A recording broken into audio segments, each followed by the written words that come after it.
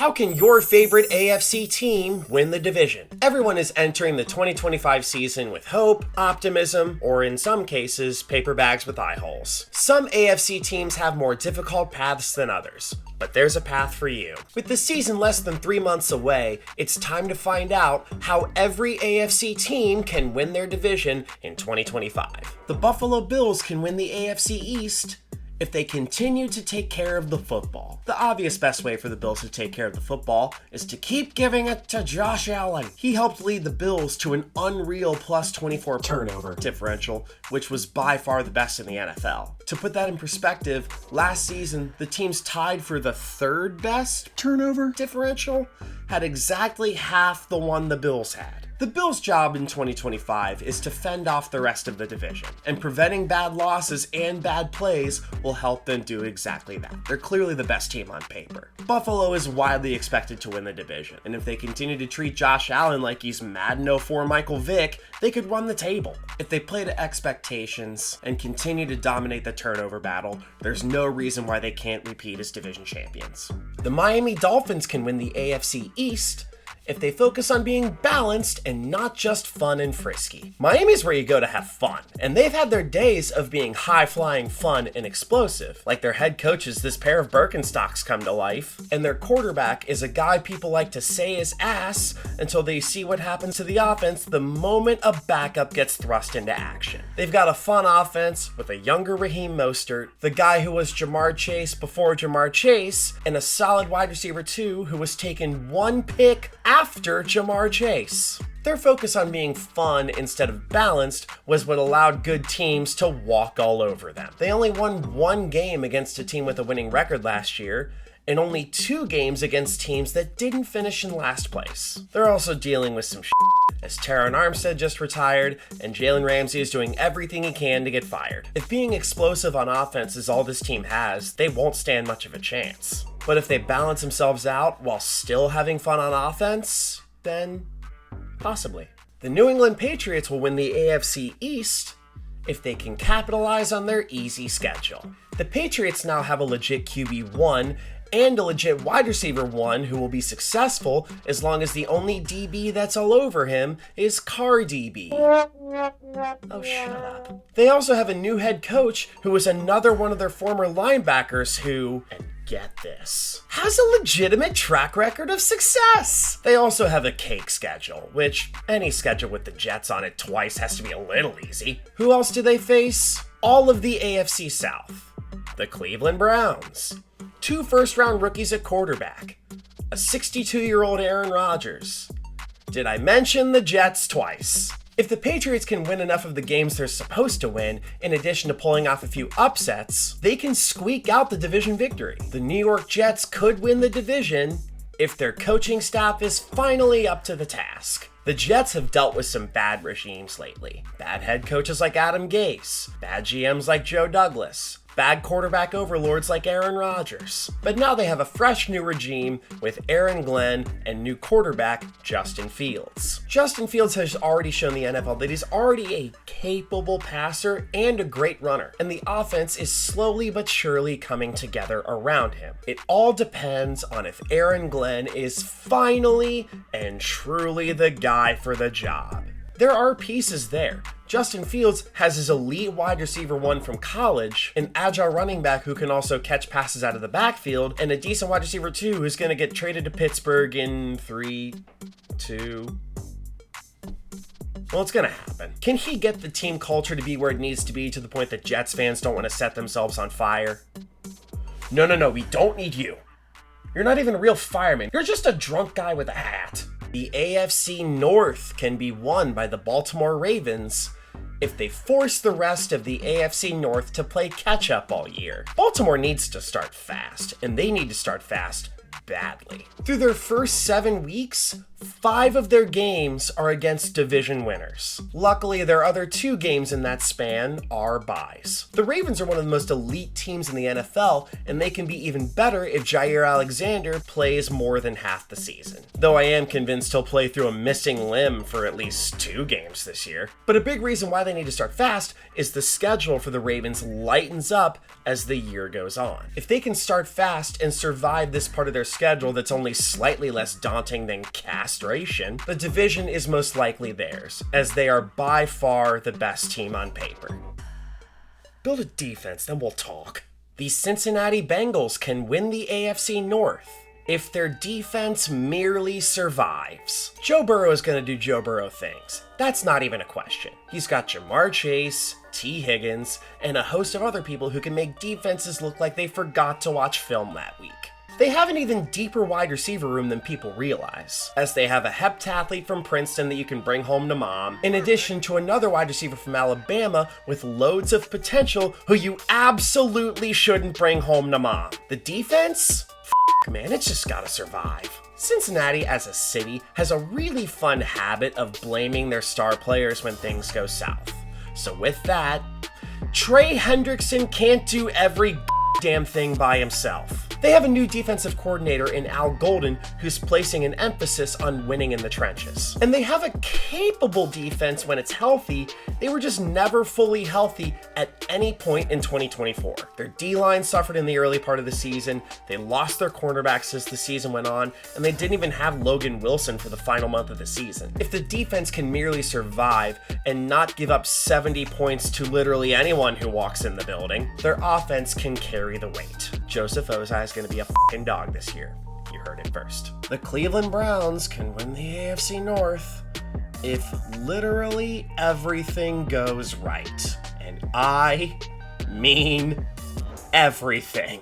Kevin Stefanski has a tall task ahead of him. They have an improved roster, I guess. But the big problem is that they have a host of quarterbacks who all play for the Cleveland Browns. At this point, they need a high-profile magician.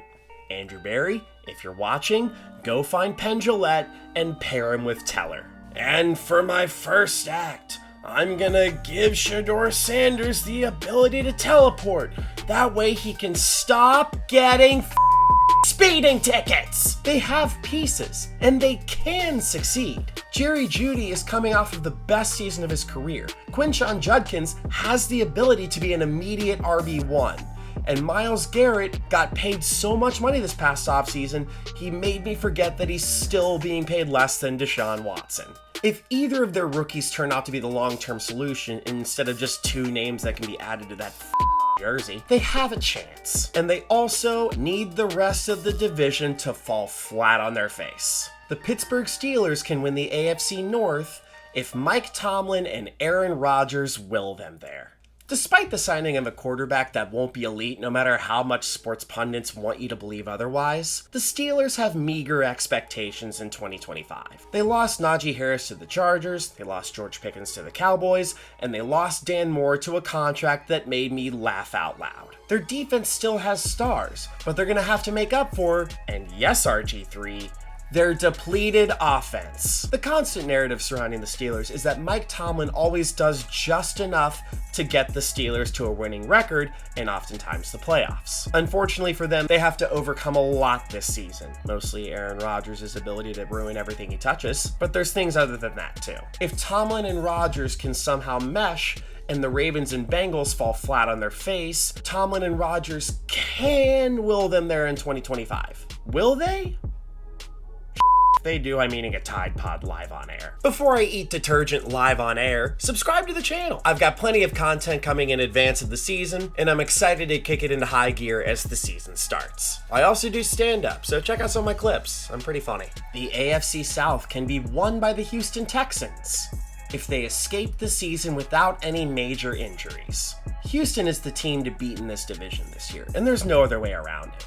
CJ Stroud is the only truly reliable quarterback in the division, and Nico Collins is elite, and don't let nobody tell you otherwise. And their defense is loaded with stars. All they have to do is stay healthy and on the field, because as of this very moment, no other team in this division comes across as a true playoff team just yet. Again, as long as they can stay relatively healthy, they should have no problem walking away with the division this year. The Indianapolis Colts can win the AFC South if the offense can maximize the ability of insert QB1 here. The Colts right now have a quarterback problem. Their two options are Jamarcus Hustle and Curtis Fingerpainter. What's wild though is they have a good roster around those two quarterbacks. Jonathan Taylor and Michael Pittman are Himothy 1 and Himothy 2. Tyler Warren has a sky-high ceiling as a tight end prospect, but most importantly, Alec Pierce played for your Cincinnati Bearcats. They aren't very likely to be good on defense this season, especially with a coordinator who can no longer ask Jesse Bates to do everything for him. However, if the offense can finally be unlocked and the Colts rally around whoever their QB1 is, then they have a shot at winning a very winnable division this year. Jacksonville Jaguars can win the AFC South if Liam Cohen's operation works to perfection. Everyone likes to make fun of Liam Cohen for timidly saying, "Duval," at a press conference, but it's way better than when Jacksonville's old head coach went up to Josh Lambo and said, "Hey, dip, make your kicks," which is a bold thing to say to someone who literally has a stadium named after them, but I digress. Liam Cohen was brought in to right the ship after Doug Peterson regressed to 4-13 in his final year in Jacksonville. The Jags are a team that has star pieces, but it's how they're utilized. Will Trevor Lawrence be fully healthy and finally find the potential that he once had prior to the 21 draft? Will Liam Cohen use all the talented running backs he has in his building like he did in Tampa? Will Travis Hunter's emergence and usage make defenses forget that Brian Thomas Jr. exists? Is Shad Khan related to Ron Jeremy? These are the questions that people are wondering, America. If everything goes right and the defense isn't the car crash it was last season, Jacksonville has a shot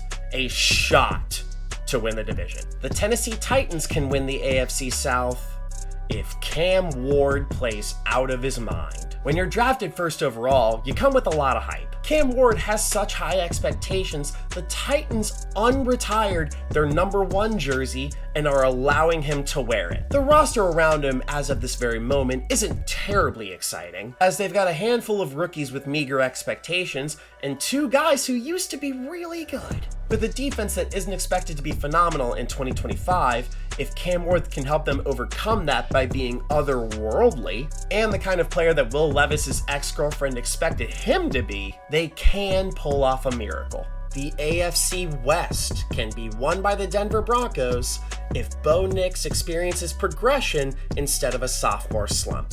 The Denver Broncos are a well-oiled machine and a sneaky good football team. They heavily upgraded their defense by swiping the rug out from under the 49ers. They also upgraded their running back room by finally thinking, oh yeah, Javonte Williams is barely worth it.